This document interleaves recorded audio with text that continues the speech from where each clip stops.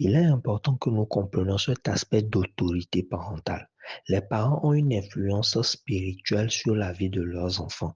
Et vous allez constater que ceux qui sont dans le monde animiste font des sacrifices en faveur de leurs enfants.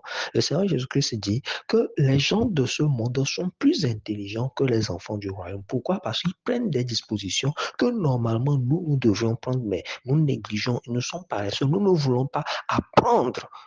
Et nos enfants ont des problèmes, nos petits-enfants ont des problèmes. Alors que dans le monde animiste, les gens prennent des garanties, font des sacrifices en faveur de leur postérité. Et cela marche. Vous allez voir quelqu'un qui mène une mauvaise vie, mais parce que son aïeul ou bien son parent avait fait un sacrifice, Dieu continue par bénir cette personne. Ce n'est pas à cause de la personne. Comme Dieu l'a dit au temps de Salomon, Dieu devait frapper Salomon, mais il a dit quoi? À cause de l'alliance que j'ai avec ton père. Vous voyez? Donc, les parents ont une influence et doivent poser des actes. Les parents chrétiens doivent faire des sacrifices spirituels, des sacrifices en faveur de leurs enfants et en faveur de leur postérité. Il est bien écrit que la bénédiction de Dieu, c'est sur 1000 générations, mais sa malédiction, c'est sur 4 générations. Il y a certaines choses dans la vie de vos enfants que vous pouvez déclencher. Il y a certaines choses que vous pouvez décanter aussi si vous avez la connaissance. Si vos parents n'ont pas pu le faire pour vous, il est important que vous preniez les dispositions pour le faire pour vos enfants. Les parents ont une influence. Nous l'avons vu lorsque nous parlions aussi du pouvoir que le père a dans la cérémonie de la dot. Pourquoi il fallait faire la dot? Et nous avons publié cela sur les réseaux. C'est sur TikTok, sur YouTube et sur Facebook, je crois bien. Et nous avons dit que lorsque une fille fait un vœu à Dieu et que le Dieu que nous servons, dès que vous lui faites un vœu, vous êtes obligé d'accomplir ce vœu, sans quoi il détruira l'œuvre de vos mains. Ce n'est pas, en fait, ce n'est pas la nouvelle alliance ou l'ancienne alliance, c'est des principes. Comme nous sommes en train de parler de la loi de l'honneur, il y a la loi de la semence et de la récolte. Il y a aussi la loi des vœux.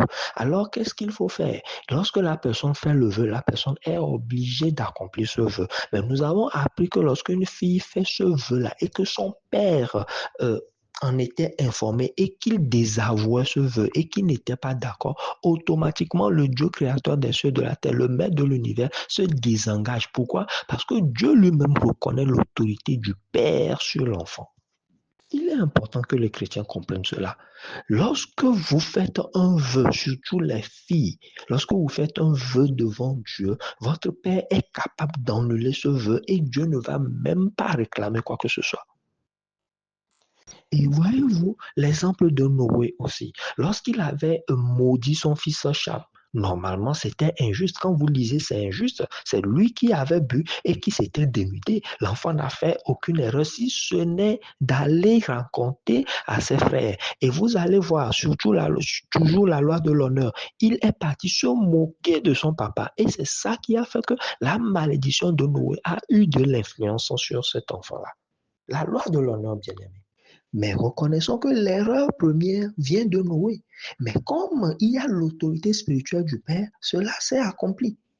Vous voyez? Donc, pour annuler certaines malédictions aussi, venant même de vos parents, il y a des choses qu'on doit vous enseigner, que vous devez faire. Et quand vous le faites, ça marche. Mais comprenons une chose, devant Dieu, le Père et la Mère ont une autorité. Et s'ils sont encore vivants et que vous vous rappelez de certaines choses qu'ils vous avaient dit, alors allez, s'ils ont dit des choses contre vous, allez et annulez cela. Et s'ils sont mauvais, ils refusent, contactez-nous. Nous allons vous enseigner ce qu'il faut faire. Et quand vous le faites, cela va s'annuler. Sans quoi, si vous ne faites pas ce qu'il faut, alors là, le problème, c'est que ce qu'ils ont dit va se matérialiser.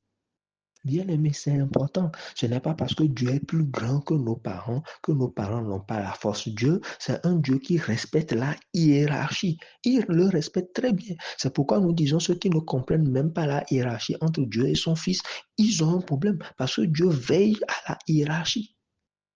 À moins que, comme on le dit dans la loi des hommes, lorsqu'il y a vice de procédure, là, vous pouvez vous extirper de cette loi-là naturelle.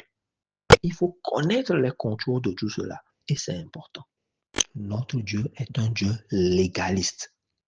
Comprenez cela et évoluons.